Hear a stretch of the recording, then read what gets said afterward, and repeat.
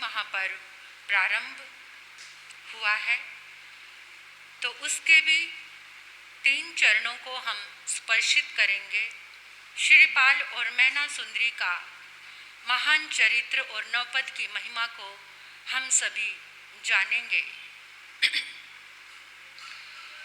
प्रेम भरे सच्चे हृदय से जिसने मंत्र उचारा, प्रेम भरे सच्चे हृदय से जिसने मंत्र उचारा, नमो अरिहंताण नमो सिद्धाण, नमो आयरियाण नमो उपजायाण, नमो लोए सब साहुण, उसका बेड़ा पार हुआ, उसका बेड़ा पार हुआ।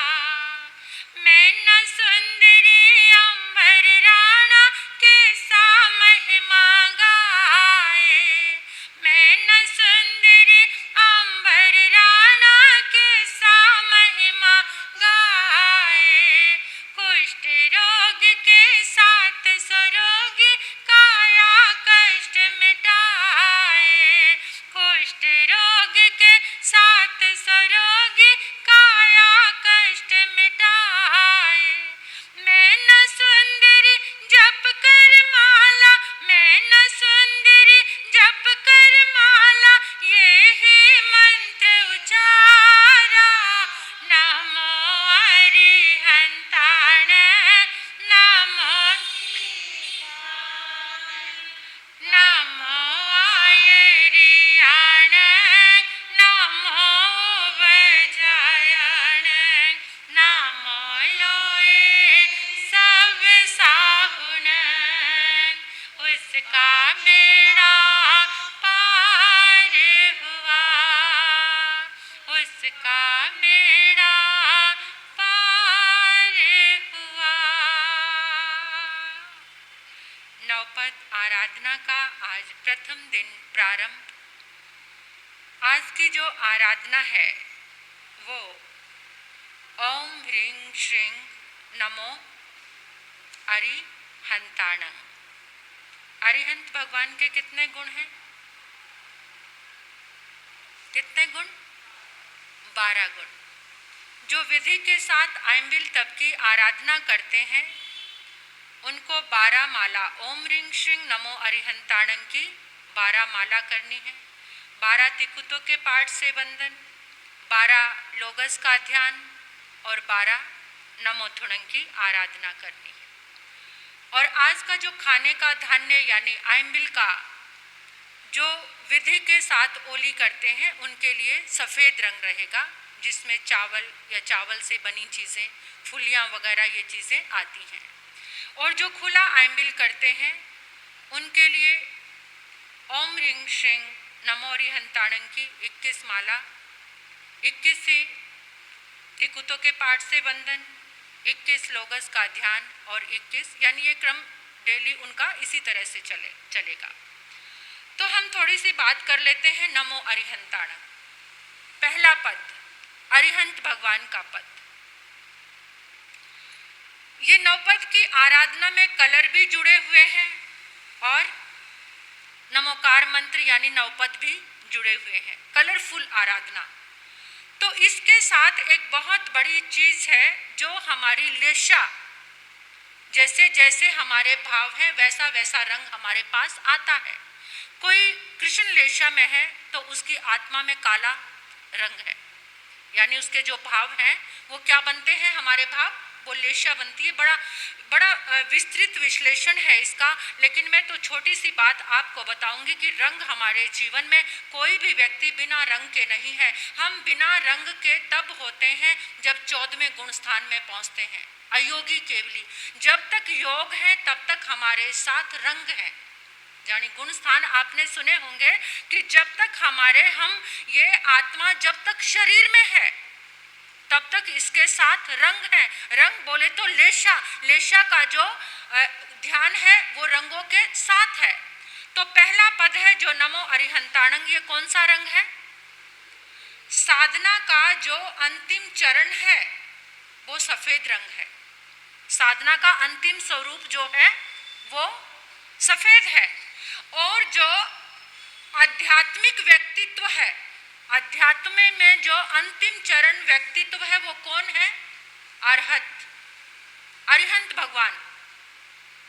अरिहंत होने के बाद कुछ भी पाना शेष नहीं रहता। ये व्यक्तित्व का अंतिम चरण है, अरिहंत होना, यानी केवल ज्ञान हो गया।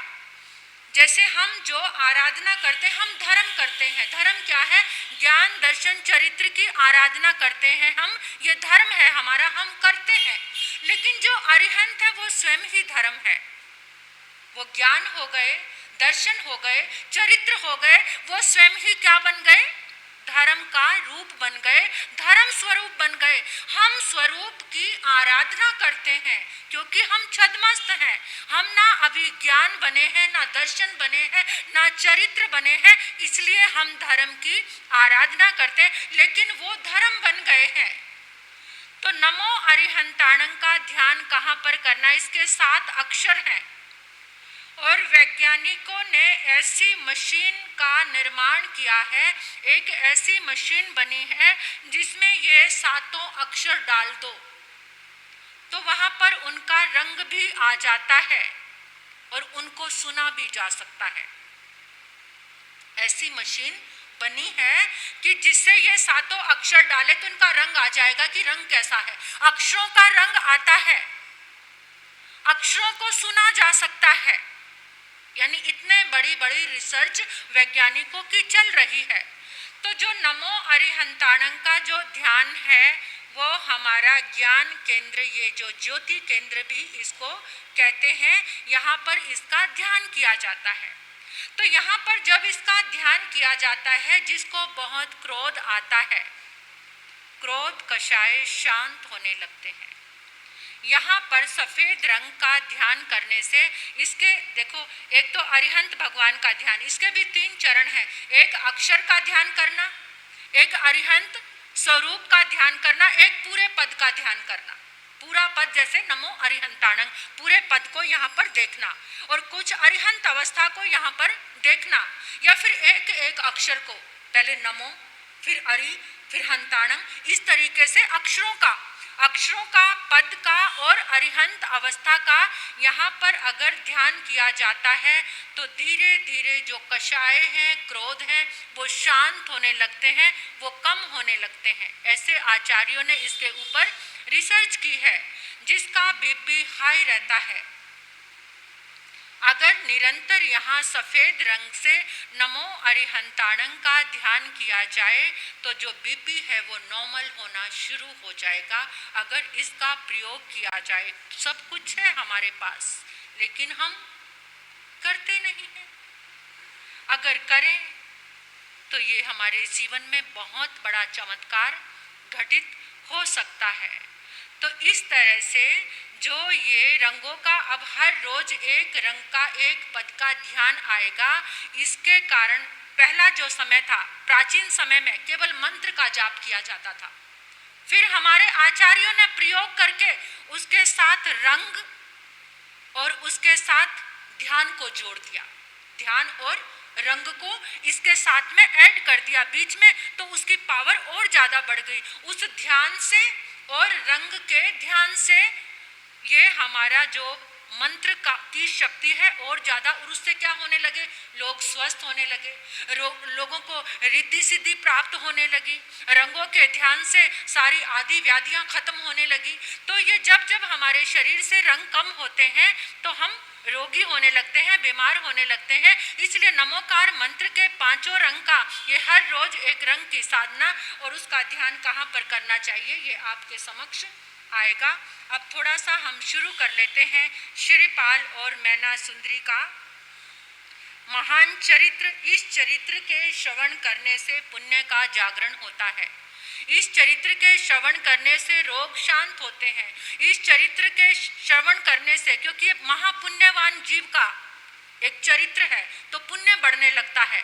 जैसे अरिहंत अवस्था का ध्यान करने से हमारी बॉडी में वाइट सेल बढ़ने लगते हैं, करुणा बढ़ने लगती है, और जब करुणा बढ़ने लगती है तो रोग अपने आप ही शांत होने लगते हैं, क्योंकि अरिहंत के अंदर जितनी करुणा होती है उसका ध्यान करेंगे तो हमारे भीतर में भी करुणा बढ़नी शुरू हो जाएगी।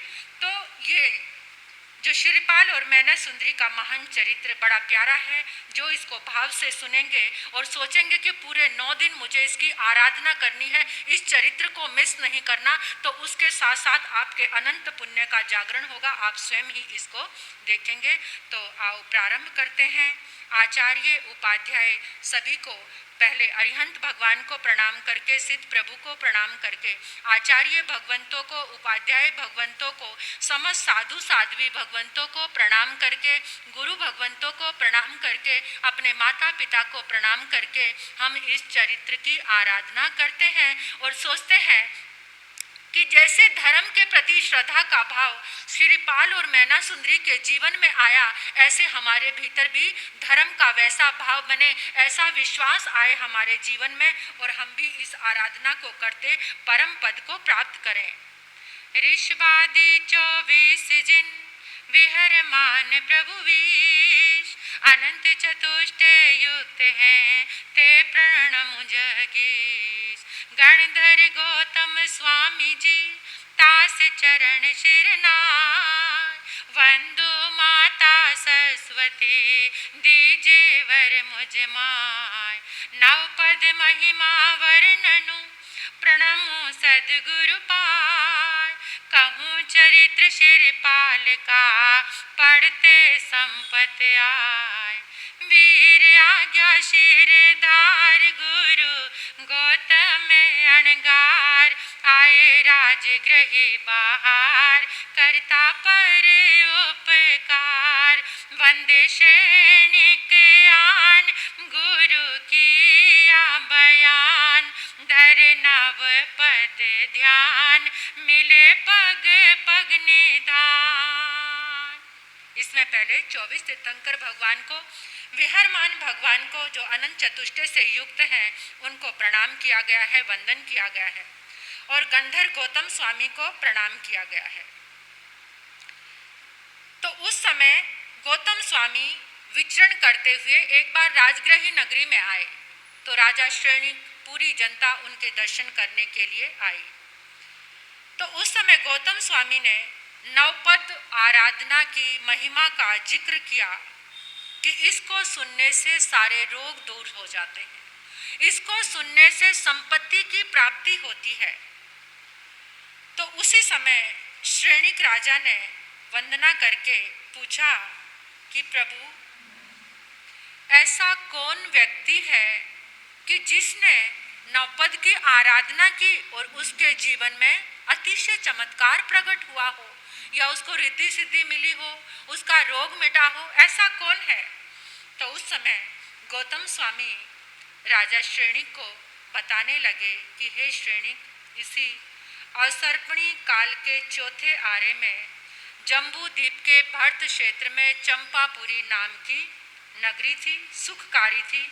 सिंगरथ वहाँ का राजा था, जैन धर्म को धारण करने वाला था। उसके कमल प्रभा नाम की रानी थी, जो पति की अनुगामिनी थी, और वो कोकण देश के राजा की बहन थी। राजा रानी का जीवन अच्छा चल रहा था, लेकिन एक चिंता थी, उनके घर कोई संतान नहीं थी।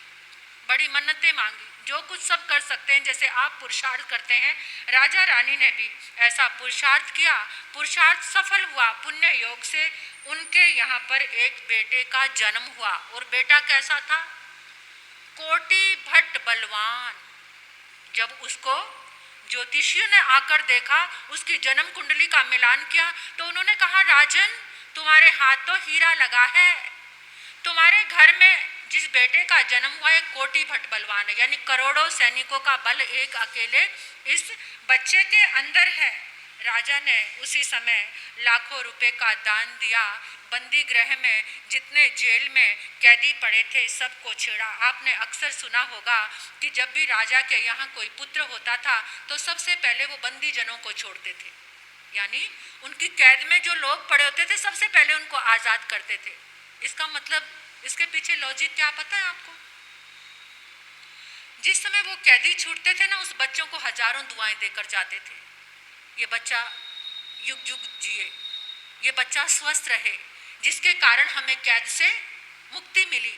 यानी इस बहाने से उस बच्चे को अनंत अनंत दुआएं मिलती थी। आप भी तो उस समय की वो छोटी सी परंपरा किसी ना किसी रूप में चल रही है। आपके घर में बच्चे का जन्म होता है, कोई दान देते हैं, किसी को भोजन कराते हैं या गौशाला में जाते हैं। जब भी बच्चे का जन्म होना मतलब उसके पीछे चल रही है ना भावना। यानी इसी बहाने से उस दान से जो कोई खुश होगा उस बच्चे को अनंत दुआएं। और कितनी बार ऐसा होता है कि जो चीज कभी दवा से नहीं होती वो दुआओं से, सारे विघ्न बाधाएं दुआओं से निकल जाते हैं। तो इसलिए आज भी हमारा संस्कार, हमारी परंपरा, हमारी मान्यता उससे जुड़ी हुई है। तो उस समय राजा ने बहुत सारा दान दक्षिणा दिया, सबके दुखों को दूर किया और उस बच्चे को नाम दिया श्रीपाल। यानी इतनी श्री लेकर आया है, ये श्री का पालन करने वाला बनेगा। इतनी लक्ष्मी को लेकर, अनेकों तरह की श्री, ये श्री को लेकर आया है, तो उसका नाम श्रीपाल। सारे कुटुंबिक जन, पारिवारिक जन बड़े प्रसन्न हैं। धीरे धीरे बच्चा बढ़ने लगा, बच्चा 5 साल का हो गया। और जब 5 साल का हुआ तो एक घटना घटी। एकदम राजा को शूल रोग हो गया, उसके पेट में तीव्र पीड़ा हुई। जैसे आजकल अचानक हार्ट अटैक से सोए पड़े ही रह जाते हैं, हंसते खेलते हैं, बातचीत कर रहे हैं, अचानक अटैक आया और चलते बनते हैं दुनिया से कितने सारे। तो उस समय एकदम राजा के पेट में तेज दर्द हुआ, शूल का रोग उठा। अभी वैद्यराज तो आने ही वाले थे कि राजा पहले ही चल बसा। किसी वैद्य को दिखाने का अवसर भी नहीं आया।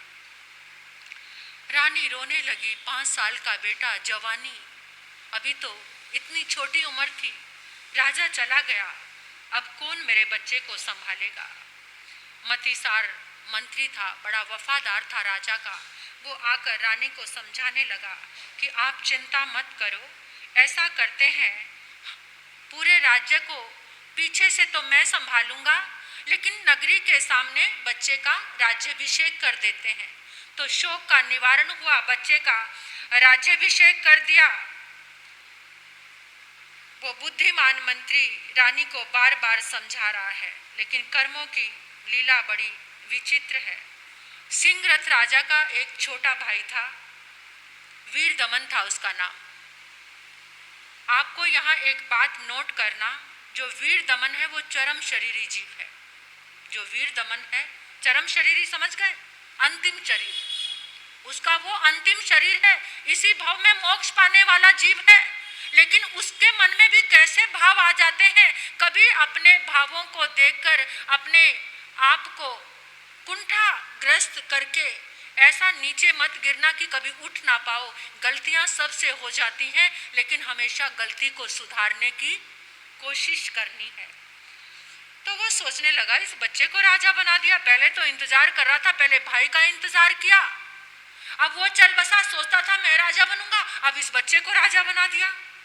आसपास दुष्ट लोग थे उसके, उन्होंने सिखाया, एक काम करो ना, ना रहेगा बांस ना बजेगी बांसुरी, इस जो 5 साल का बच्चा है, अरे चुपचाप इसे खत्म करवा दो, ये नहीं होगा तो आप ही राजा बन जाओगे।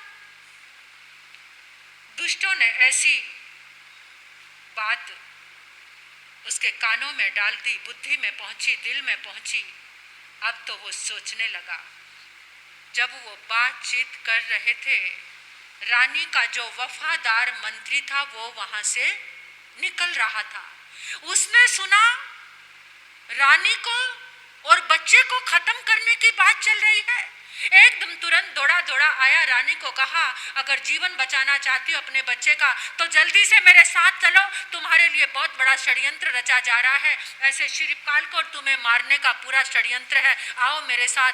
पीछे दरवाजे से उसको, बच्चे को और रानी को निकाल दिया और कहा, थोड़ी दूर तक छोड़ने गया, फिर वापिस, क्योंकि मैं अगर गायब हो जाऊंगा तो सबको शक हो जाएगा, इसलिए तुम माँ बेटा चलते हुए जंगल में पहुंच जाओ, अभी फिलहाल प्राण बचाने बहुत जरूरी है, उसके आगे क्या व्यवस्था होगी देखेंगे।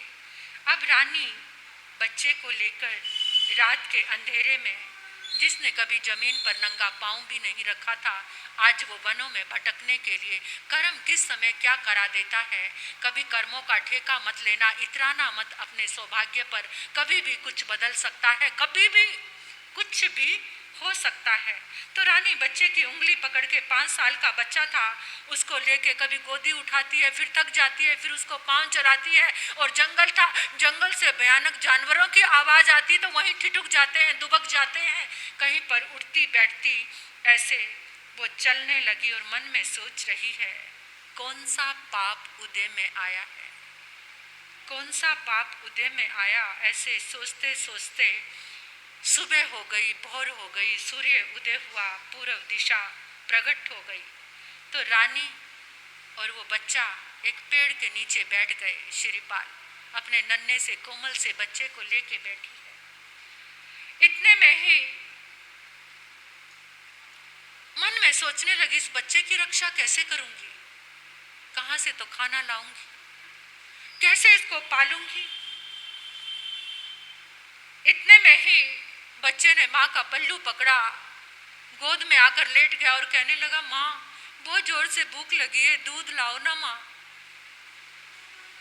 जैसे ही माँ ने सुना, बच्चे को अपने दिल से लगा लिया, रोने लगी। बेटा मन में सोचने लगी, यहाँ तो खट्टी छाछ भी नहीं है, पानी भी पास में नहीं है, दूध लाऊं तो कहाँ से लाऊं। बच्चे को सीने से लगाया, मीठे वचनों से समझाया, चिंता मत कर, थोड़ा सा आगे चलेंगे ना, तेरे लिए मीठा दूध आएगा, मैं तेरे लिए दूध मंगाया हुआ है, थोड़ा सा बेटा और आगे चल। ऐसे बच्चे को फुसलाती समझाती आगे आती है। आगे आती देखती है एक बहुत बड़ा झुंड लोगों का। थोड़ा मन को सुकून मिला और सोचा कोई तो नजर आया। बच्चे को पकड़कर भागकर जब वहां पर गई, रानी का रूप सौंदर्य, रानी थी एकदम रॉयल लुकिंग, देखते ही पता चल जाता था। तो उन्होंने एकदम देखा, छोटे कोमल बच्चे के साथ, कौन हो बहन तुम।